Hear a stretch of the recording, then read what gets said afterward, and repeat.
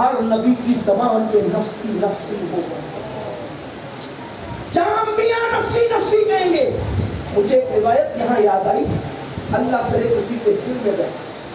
حضرت عیسیٰ علیہ السلام کی قوم عیسیٰ کو خدا کا بیٹا کہتی ہے، ان کی امی کو خدا کی بیوی کہتی ہے۔ اس اعتبار سے عیسائی لوگ تین خدا مانتے ہیں۔ اللہ جانتا ہے کہ عیسیٰ علیہ السلام نے یہ سبق ان کو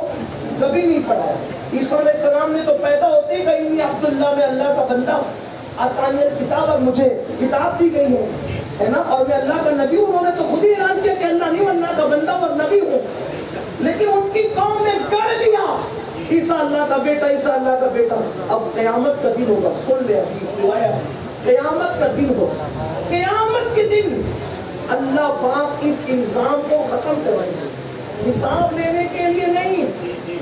حساب لینے کے لیے نہیں، الزام ختم کرنے کے لیے۔ اور آپ جانتے ہیں الزام ختم کرنا یہ عتاب کے لیے نہیں ہوتا، یہ تو محبت کی علامت ہے کہ بھئی عیسیٰ پہ جو الزام لگائے کہ انہوں نے کہا کہ میں خدا کا بیٹا ہوں، آج قیامت میں وہ کلیئر ہو جائے، عیسائی جھوٹے ثابت ہو جائے۔ اللہ اپنی عدالت میں حضرت عیسیٰ کو طلب فرمائے گا اور کہے گا عیسیٰ، یہ جو آپ کے ماننے کا دعویٰ کرنے والے عیسائی تھے،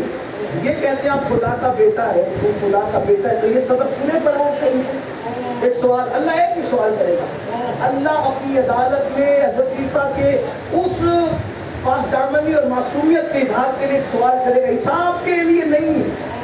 بار بار اس پر غور کرنا، گھر جا کر آنکھوں کو آوارہ کرنے والے، یتیموں کا مال اپنے پیٹ میں حرام کی شکل میں ڈالنے والے، شارٹ اور ایزی منی کے چکر میں جنگی رمی کو پروموٹ کرنے والے نوجوان، ایزی منی کے چکر میں حرام و حلال کی تمیز نہ کرنے والے نوجوان، آنکھوں کو تسکین دینے کے لیے کسی کے حسن کو تکنے والے جوان، کسی کی بیٹی کو لے کے بھاگنے کا پلان بنانے والے جوان، ذرا دل کے کانوں سے کسی کا درد سنے۔ جناب عیسیٰ خدا کی عدالت میں ہے اور حساب کے لیے نہیں، صرف الزام کے خاتمے کے لیے، ان کی برات کے لیے اللہ پوچھے گا تم نے کہا تھا میں خدا کا بیٹا ہوں؟ یہ ایک ہی سوال جب حضرت عیسیٰ سے اللہ فرمائے گا، روایت میں آتا ہے کہ عیسیٰ علیہ السلام کے جتنے بال ہوں گے، بال اللہ کے خوف کی وجہ سے ہر بال سے خون سے فوارے نکلیں گے۔ حساب نہیں ہو رہا ہے،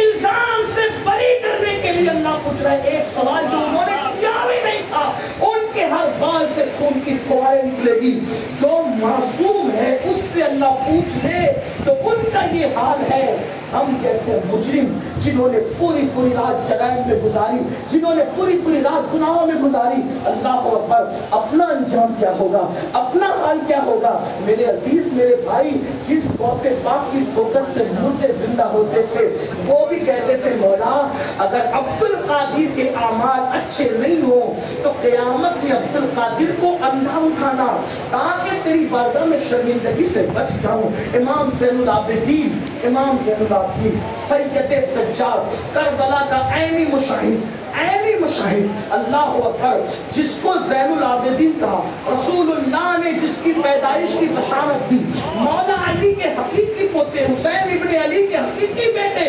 اللہ اکبر، وہ امام زین العابدین، امام الائمہ ہے، جب رو رہے تھے گھر کی چھت پر بیٹھ کر، چھت پہ بیٹھ کے اس لیے رو رہے تھے تاکہ کسی کو خبر ہو، چھت پہ بیٹھ کے رو رہے تھے تو روتے روتے آنسو اتنے نکلے کہ چھت کے پرنانے سے گرنے لگے گلی میں، تو کسی کو پتا نہیں تھا کہ یہ آنسو یہ پانی ہے، اور پانی گرے تو آدمی کو شک ہوتا ہے نا پاک ہے کہ ناپاک ہے، تو اس کے کپڑے سمیٹ کے کہا یہ کیسا پانی ہے، اس نے کپڑے سمیٹ کے کہا یہ کیسا پانی ہے۔